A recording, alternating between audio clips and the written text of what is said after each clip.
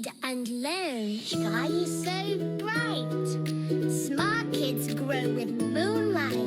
Read and learn, shine so bright. Smart kids grow with moonlight. E-Schoolify series, fun and true. Learning dreams for me and you. Welcome to E-Schoolify series. Assalamualaikum, Sayyidah Maryam Naqvi is here from the Moonlight International Publishers. प्यारे बच्चों, कैसे हो आप सब? अच्छा, तो पिछले हफ्ते हमने क्या पढ़ा? हमने पिछले हफ्ते हरूफे तहज्जी और उनसे शुरू होने वाले ज़हीरा अल्फाज, फल्की, फर्शी, असली हरूफ और आज हम दोहराई करेंगे हरूफे तहज्जी और इनकी अशकाल।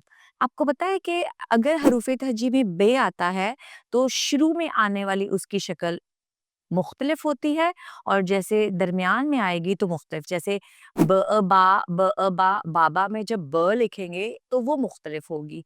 इसी तरह जब हम कबाब लिखेंगे कबाब, तो उसमें बे की शक्ल मुख्तलिफ होगी। आज हम हरूफे तहज्जी की दोहराई करेंगे, इसको ट्रेस करेंगे और साथ साथ इसकी मुख्तलिफ अशकाल सीखेंगे। तो सबसे पहले हम क्या ट्रेस करेंगे? अलेफ आवाजों के साथ, ठीक है? अलेफ अ, अलेफ मद आ।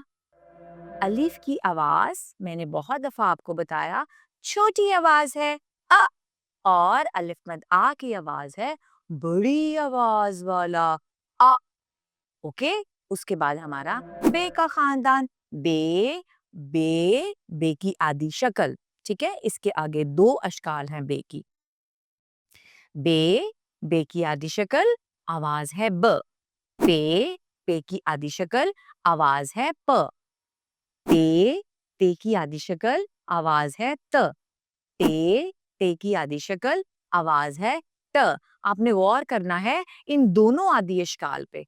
बे की पूरी शक्ल तो वैसे ही होती है जिसे हम असली शक्ल भी कहते हैं, नीचे जाए लाइन पे लेटाए ऊपर आए, बे के नीचे एक नुक्ता लगाए।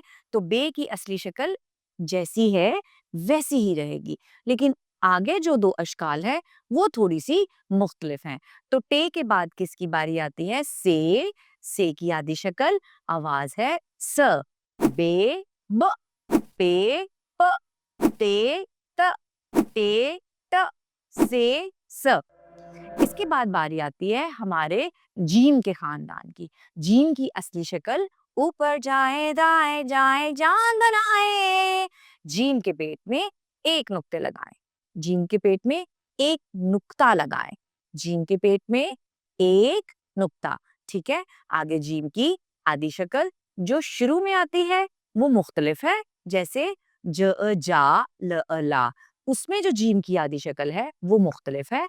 और किसी हर्फ के दरमियान में जो आती है जैसे मुज्तबा, तो उसमें जीम की शक्ल थोड़ी सी मुख्तलिफ आती है मीम के बाद जब हम जीम साथ जोड़ते हैं, ठीक है? तो जीम की आधी शक्ल और आवाज है ज। चे की आधी शक्ल आवाज है च। हे की आधी शक्ल आवाज है ह। खे की आधी शक्ल आवाज है ख। जीम ज, चे च, हे ह, खे ख।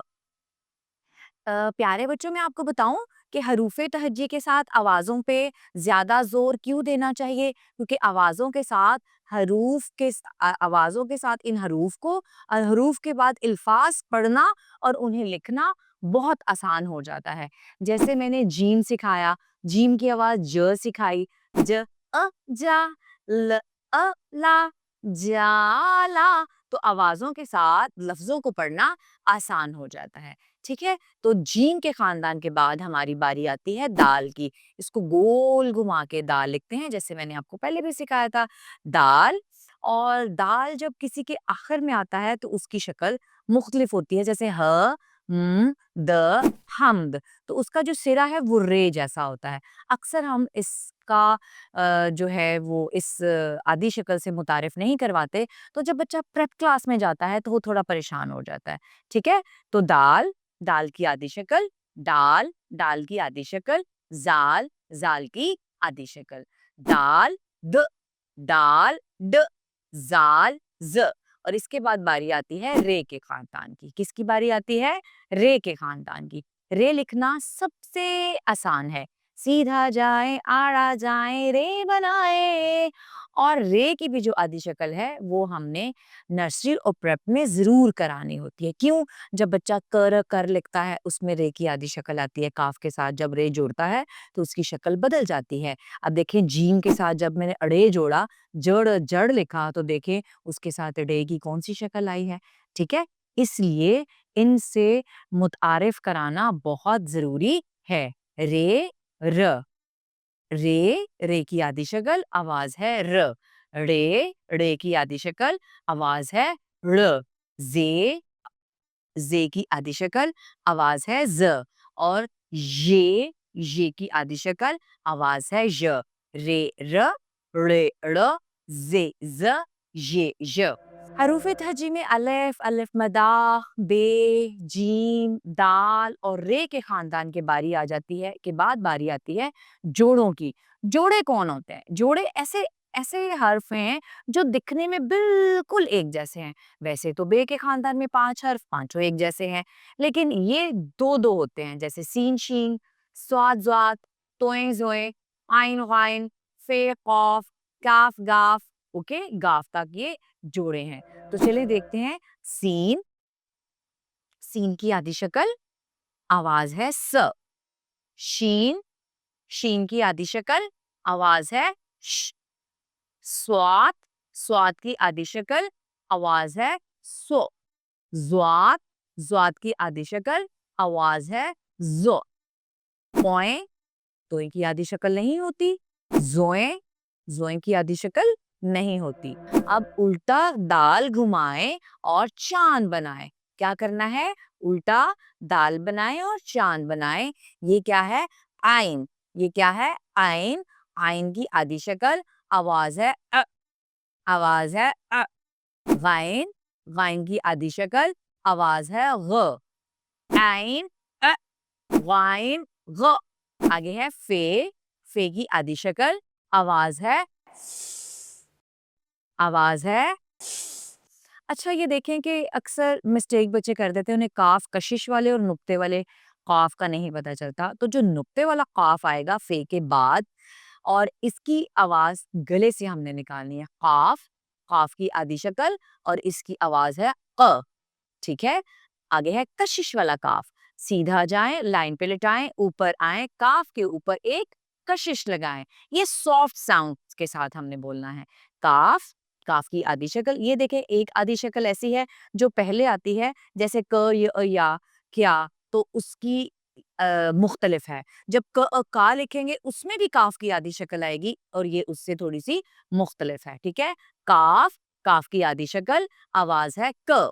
आगे है काफ के जैसा गाफ बनाएं, ऊपर दो कशिश लगाएं। गाफ, गाफ की आदि शक्ल आवाज है ग। आगे है लाम, नाम की आदि शक्ल आवाज है मीम, मीम की आदि शक्ल आवाज है मरियम। नून, नून की आदि शक्ल आवाज है न। वाओ, अच्छा, वाओ की दो आवाजें हमने मुतारिफ करवानी है। उसकी पहली आवाज है व, जैसे वर्दी, और अगर किसी लफ्ज के दरमियान में आएगा, जैसे ब ओ बो, ल ओ लो, बोलो, तो उसकी आवाज है ओ। वाओ की पहली आवाज है व, वर्दी, वर्जिश, और जो दरमियानी आवाज है उसको क्या कहेंगे? ओ। ठीक है, उसके बाद हे की आदि शक्ल हमजा, हमजा के बाद छोटिए, छोटिए की आदि शक्ल। छोटिए की पहली आवाज है य और इसकी आखिरी आवाज है ई। उसी तरह आखिर में है बड़िए, बड़िए की आवाज पहली है य और आखिरी आवाज है ए। तो आज हमने हरूफे तहज्जी को की लिखाई की, और इसमें हमने हरूफे तहज्जी की आदि अशकाल को बहुत ही गौर से देखा कि कैसे ये एक दूसरे से मुख्तलिफ होती हैं और मुख्तलिफ जगहों पे इनको मुख्तलिफ तरीके से हम इस्तेमाल करते हैं। तो इजाज़त दें इसके साथ मरियम नकवी को। शुक्रिया, अल्लाह हाफ़िज़।